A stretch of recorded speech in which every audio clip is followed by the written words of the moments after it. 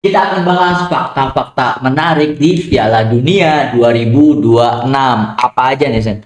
Pertama kita mulai dari Japanese culture ya. Jadi supporter Jepang itu memiliki culture atau kebiasaan tersendiri ketika menonton negara mereka bertanding di Piala Dunia ya. Betul, Dan betul. ini kembali terulang di mana setelah laga melawan Belanda, penonton yang hadir di stadion itu setelahnya tetap memungut sampah yang dibawa ya. Ini Benar. adalah kebudayaan yang diciptakan oleh orang Jepang, kebudayaan yang sangat sulit dicontoh oleh masyarakat yang IQ-nya gorila ya. Ini sulit banget dan ini keren banget dari Jepang karena sudah mempertahankan kebudayaan ini dari 2018. Viralnya ini kan 2018 ketika Piala Dunia di Rusia kan. Iya.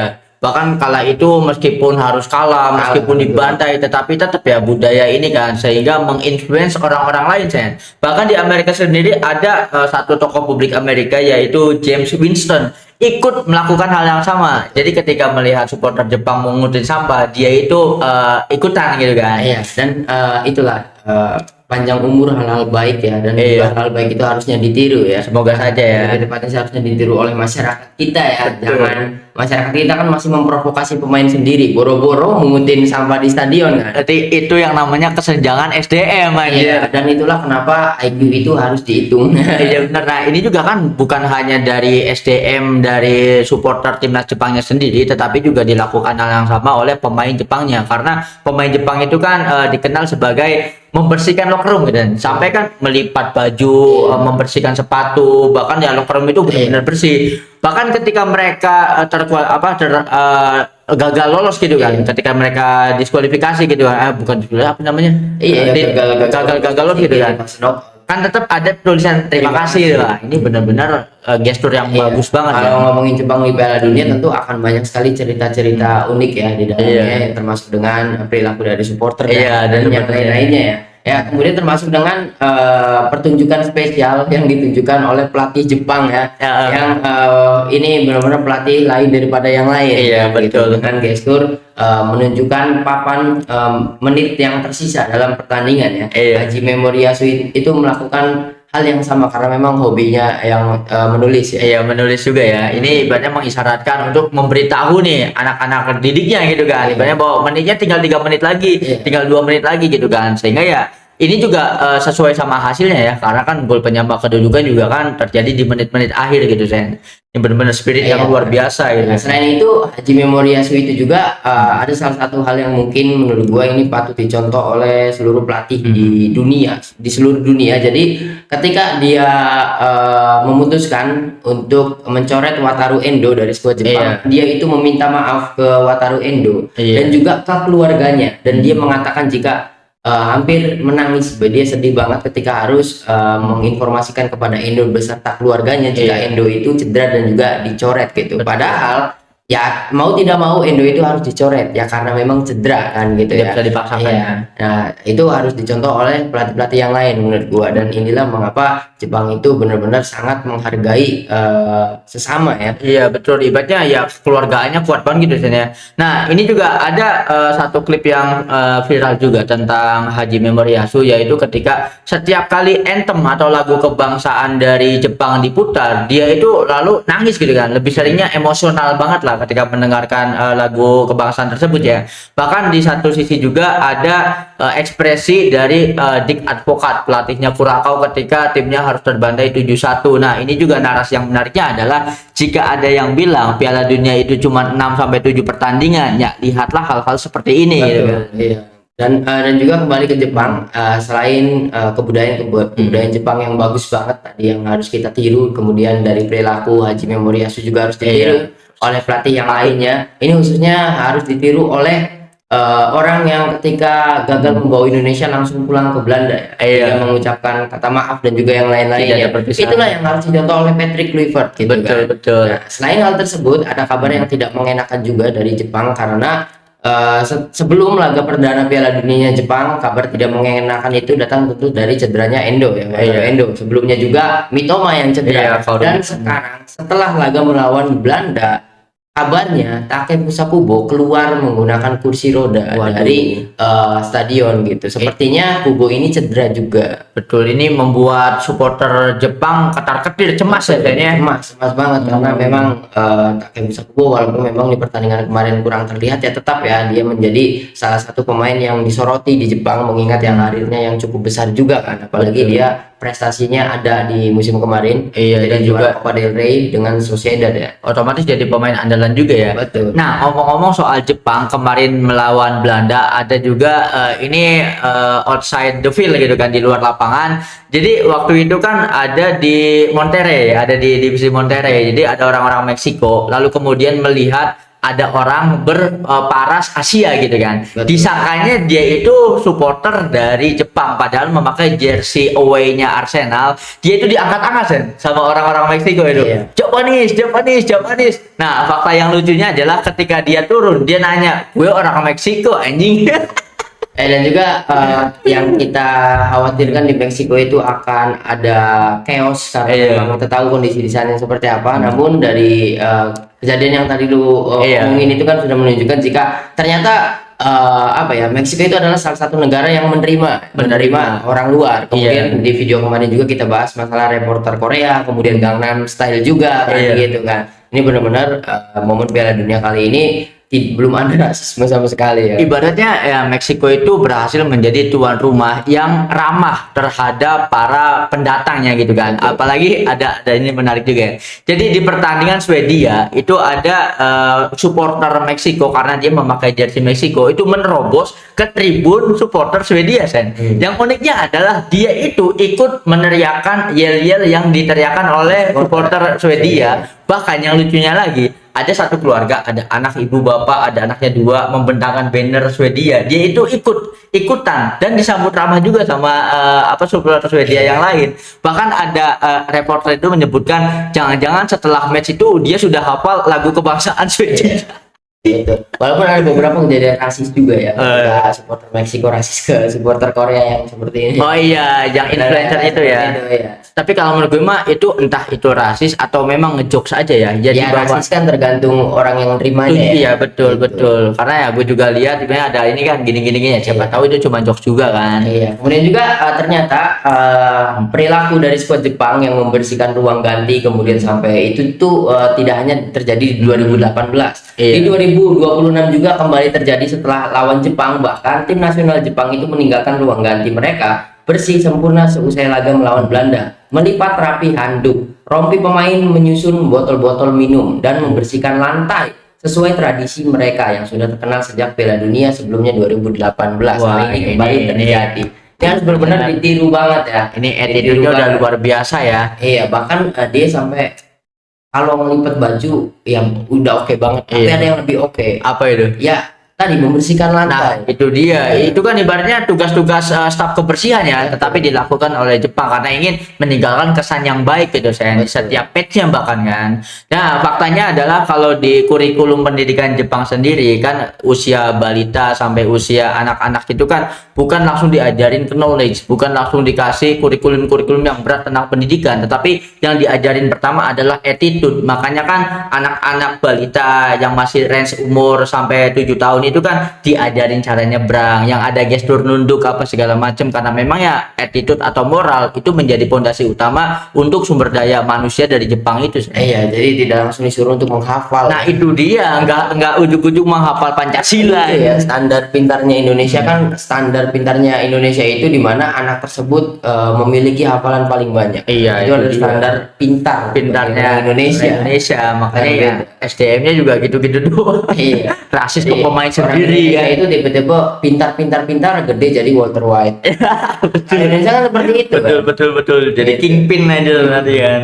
Ini menarik banget, tapi Piala Dunia kali ini banyak sekali hal-hal yang menakjubkan terjadi ya. Iya. Dan juga patut kita tunggu, dan salah satunya adalah momen doa bersamanya pemain Kurakau dan juga Jerman ya. Iya. Setelah pertandingan walaupun habis dibantai mereka tidak menangis dan juga yang lain-lain, ini tetap momen kebersamaannya ada banget ya. Apalagi ini kan dicampur campur ya pemain Jerman maupun Kroasia itu kan pelukan berdoa setelah laga ini kan kebersamaannya benar-benar salut banget sih. Iya, dan juga tentunya ada beberapa kejutan dari tim-tim kecil juga seperti yang sudah kita bahas di video sebelumnya, yaitu dari Cape Verde juga yang berhasil menahan imbang Spanyol kan gitu, dan juga sudah kita bahas di video sebelumnya jika penampilan kiper itu bagus banget. Dan ternyata kiper dari Cape Verde itu pantas diberi man of the match karena dia mendapatkan rating 9 dan juga membuat total 7 penyelamatan gitu.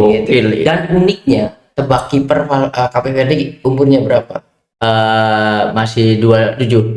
40. Anjir. Kipernya namanya Pojinya dan juga umurnya 40. 40 ini waduh kayaknya Ukuran Neuer.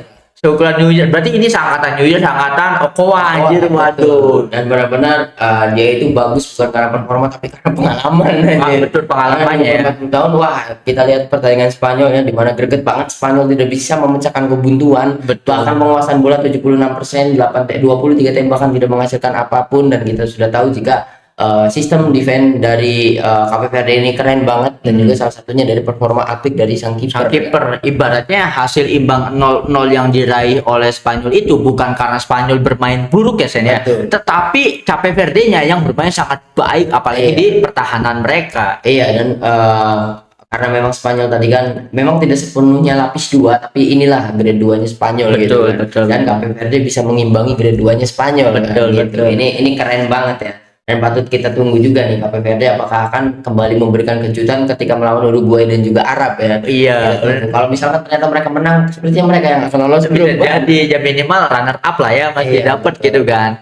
Nah, kalau menurut gue ini saran buat PSSI kalau nonton ya, kalau Pak Erik nonton gitu kan, coba nanti Pak Erik setelah pagelaran Piala Dunia ini timnas kita itu diadu sama Cape Verde. Kalau berhasil imbang atau berhasil menang, wah kayaknya kita punya chance nih untuk melawan Spanyol aja. Iya, menurut gue sama seperti tahun kemarin aja di kemarin. Ya langsung sama juara dunia. Kemarin kita langsung dikasih Argentina. Setiap rematch ya ibaratnya. Argentina itu mau loh friendly ke Asia Tenggara untuk melawan Indonesia. Iya betul. Apalagi dengan skuad utama mereka ya. Ada Paredes juga, ya ada Lord Garnacho. Iya juga. Messi dan juga Di Maria malah makan pecel lele ya. Datang ibaratnya kan. Ini benar-benar fakta-fakta menarik tentang Piala Dunia ini ya Senya. Iya, dan ini baru di fase grup, dan juga fase grup itu sampai tanggal 23. Ini baru ketika kita tapping ada di tanggal 15. Artinya ini akan banyak sekali, semoga saja tidak ada hal yang tidak diinginkan, mengingat Piala Dunia ini kan tensinya panas di geopolitik. Semoga tidak ada hal-hal itu ya. Dari hal yang sudah keluarkan, ini benar-benar membuat kita bahagia ya. Apalagi anjir ketika melihat respon dari supporter Korea Selatan dan juga Meksiko kemarin lah. Banyak momen dari kedua supporter ini, banyak sekali momen tuh, dengan style dicium kan, kemudian di tribun bareng walaupun ada kayak gini. Gue itu hanya candaan itu jokes. Dan bahkan orang Koreanya juga tidak menganggap itu rasis. Iya, tidak menganggap itu rasis karena memang ya ini ya untuk ngeblend aja antar supporter gitu kan. Ya seperti yang tadi saya orang Meksiko ngelihat orang berparas Asia diangkat-angkat disangkanya orang Jepang aja. Ya sama seperti kita ke temen lah.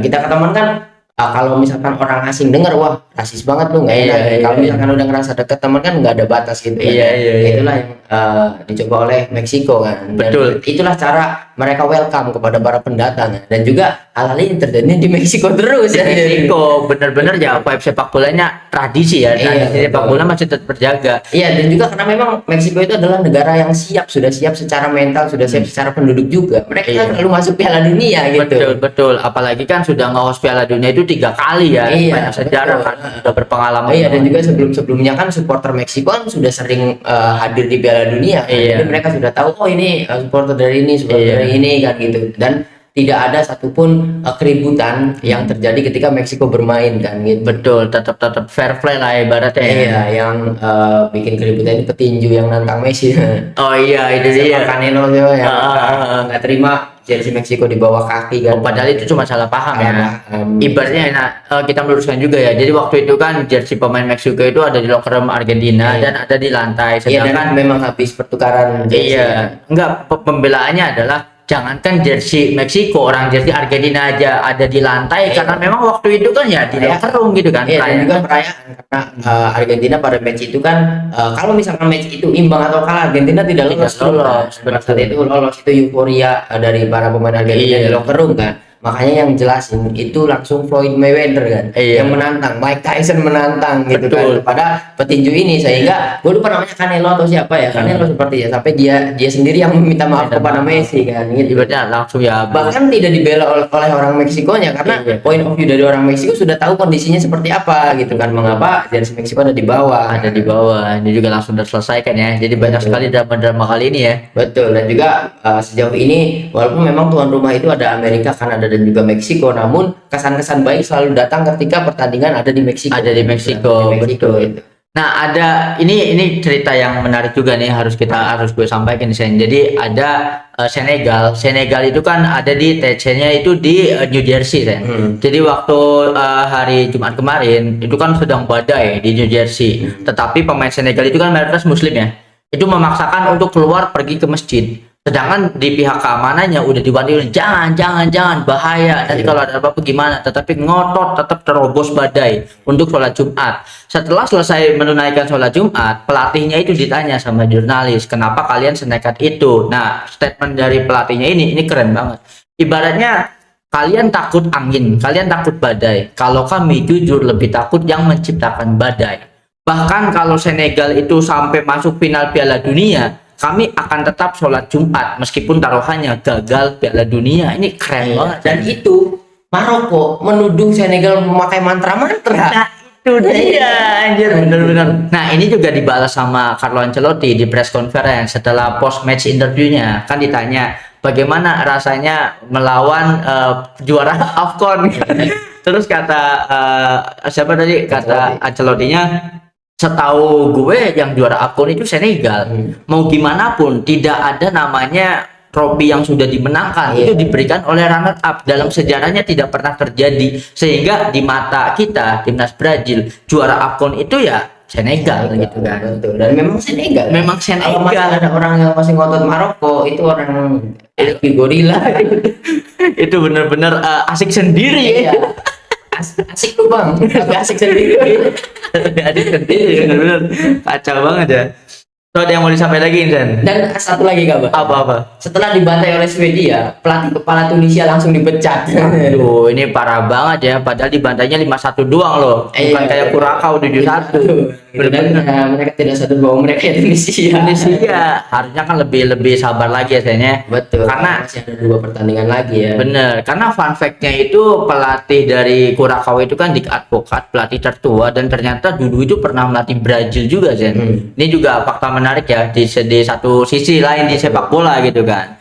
Karena memang permainan sepak bola itu bahkan kita belum melihat match-match yang big match banget kan, karena Argentina masih belum main, banyak sekali Portugal juga belum main. Masih kita tunggu Portugal, Spanyol sudah, Prancis dan juga Argentina. Nah, itu dia. Yang main di hari yang sama. Betul. Portugal, Argentina dan juga Spanyol. Jadi Spanyol sudah. Prancis ya. Prancis dulu lawan Senegal, lawan Sadio Mane. Ini the real big match nih. Kemudian lanjut Haaland, Norway sama Irak, dan juga lanjutnya Argentina melawan Aljazair, di mana Messi melawan Riyad Mahrez, dan juga Lucas Zidane. Bener lah, bener, anaknya dari Zinedine Zidane pasti kan. nonton ya. Soalnya kemarin laga Brazil juga dia nonton kan sama anaknya. Iya, di persahabatan Chico itu ya. Ya, Chico Chico Zidane. yang jadi kiper kan Luka ternyata. Oh iya, lukanya yang jadi starternya. Ini sangat menarik banget karena memang kenapa ini menarik, karena di luar prediksi semua orang, Cape Verde berhasil menahan imbang Spanyol, di mana ya sangat diunggulkan banget dong harusnya. Iya, betul. Dan yang seneng itu gue tahu siapa. Siapa? Florentino Perez. Sekarang lagi senang. Tuh kan. Itu Mas. Ibaratnya ini kan, Spanyol tanpa Madrid bisa apa? Ini pasti serangan-serangannya itu ya. Kita sudah sampai di sini ya. Betul, karena setiap episode kita akan update hal-hal di dan juga hal-hal baik itu harus kita share. Iya, ibaratnya kali ini di dalam lapangan maupun di luar lapangan. Biar kalian tidak mendengar konten kreator dan juga influencer yang selalu mendebar fitnah. Nah, benar. Kita bagian menyampaikan hal-hal baik. Karena kita ingin mengawal vibe sepak bola. Betul. Mau itu perang, mau itu ada alien datang, ya waktunya main bola gitu kan. Itu kan yang berhasil disampaikan oleh Meksiko gitu kan. Orang alien yang jadi presiden. Dan aliennya juga main bola. So itu saja yang kita sampaikan tentang fakta-fakta menarik di sepak bola Piala Dunia 2026 ini. drop opini kalian tentang pagelaran Piala Dunia 2026 ini di kolom komentar. Thank you banget yang sudah nonton episode kali ini sampai habis. Jangan lupa buat komen, like, share, dan juga subscribe tentunya. Sampai jumpa di episode selanjutnya.